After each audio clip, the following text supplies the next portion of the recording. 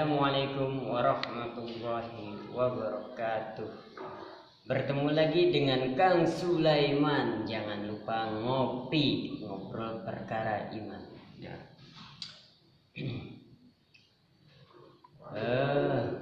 Acara selanjutnya yaitu saya akan menyampaikan suatu ngopi yang kemarin ngopi ngobrol perkara iman tentang yaitu problematika pembelajaran bahasa Arab di tingkat MI.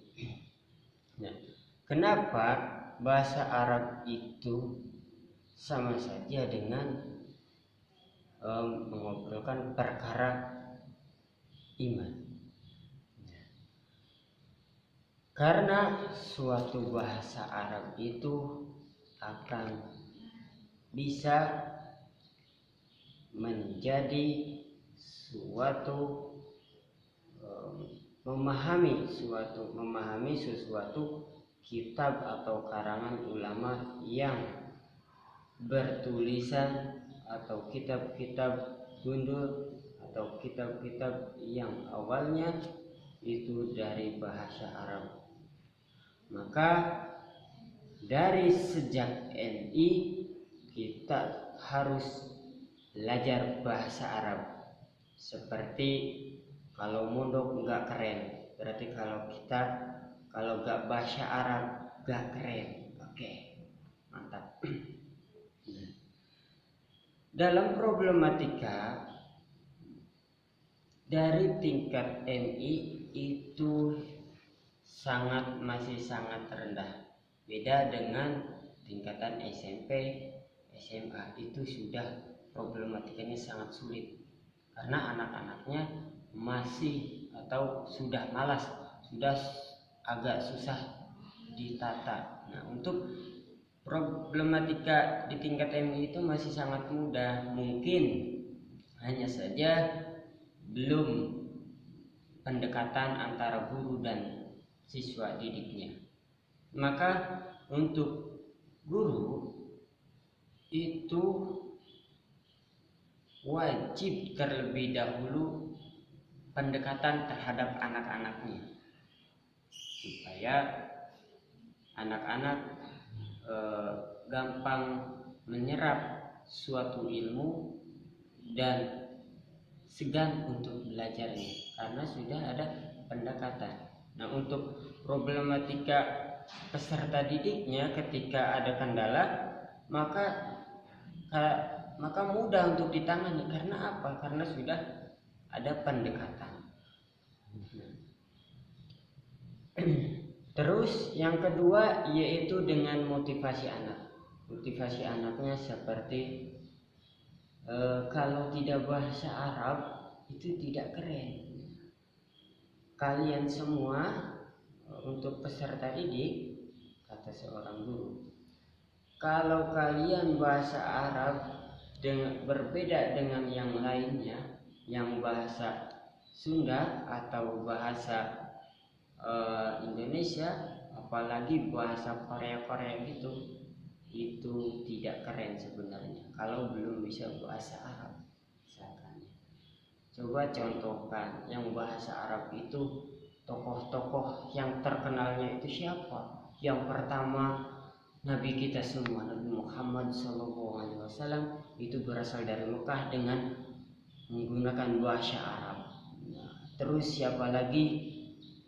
Para sahabatnya, Sayyidina Umar itu orang yang sangat ditakuti oleh siapapun, melainkan jin dan setan pun akan berlarian. Karena apa? Sudah bisa bahasa Arab misalkan. Terus ngajinya bisa. Itu baru keren. Terus lihatlah para habaib seperti Habib Quraisy itu akan disegani, banyak pengikutnya, banyak yang suka pada Habib Quraisy. Karena apa? Habib Quraisy bisa bahasa Arab. Salah satunya bisa bahasa Arab, itu maka akan keren. Kalian kan pasti mau itu ya kuncinya. Terus untuk ini mengingatkan kepada guru-gurunya, antara metode dan materi itu lebih penting materi dibandingkan metode. Itu lebih penting metode ya. Materi gampang saja kita sampaikan apa saja yang kita tahu, itu bisa saja disampaikan. Atau membaca buku, itu buku termasuk materi.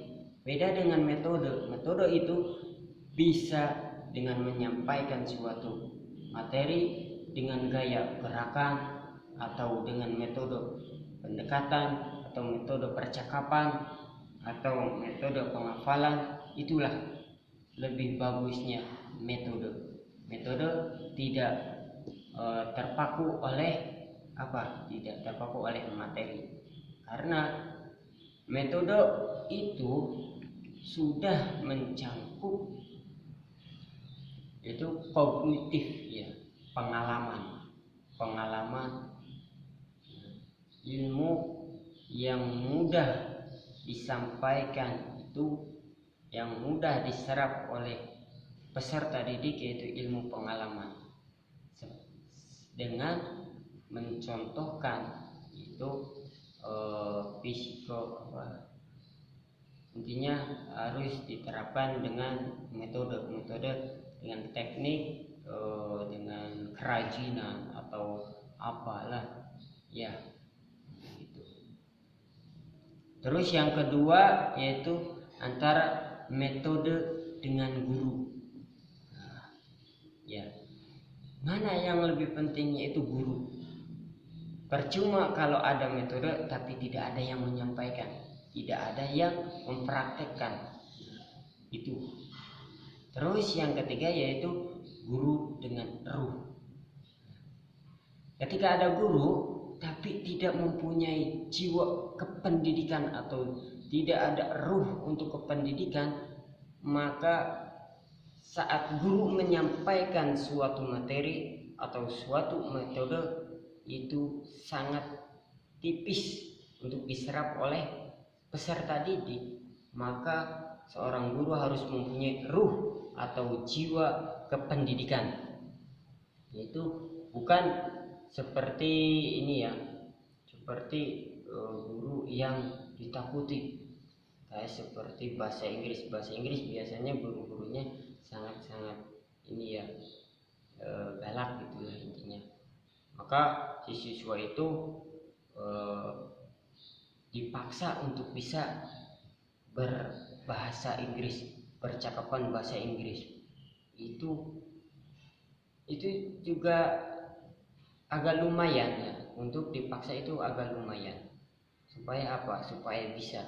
Tapi lebih baik itu kan karena takut ya, dipaksa supaya bisa karena apa? Karena takut sama gurunya.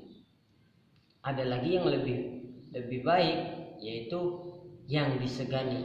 Ketika ada seorang guru yang mau menyampaikan materi, misalkan bahasa Arab, maka anak-anak peserta didik pun sudah siap. Karena apa? Karena segan ingin bertemu, segan ingin ikut terus belajar. Itulah yang harus dapat dikuasai oleh setiap guru. Salah satunya kuncinya yaitu dengan sabar, dan yang kedua ikhlas lillahi ta'ala. Tidak menjual suatu agama, tidak menjual materi-materi yang ada dalam buku, atau menjual peserta didik. Itu sangat kasihan kepada guru, karena sudah ingin prinsipnya mendapatkan uang aja. Karena sebenarnya uang itu hanya sementara, kalau tidak kita manfaatkan sebaik-baiknya mungkin. Tapi sangat gimana ya, sangat tipis.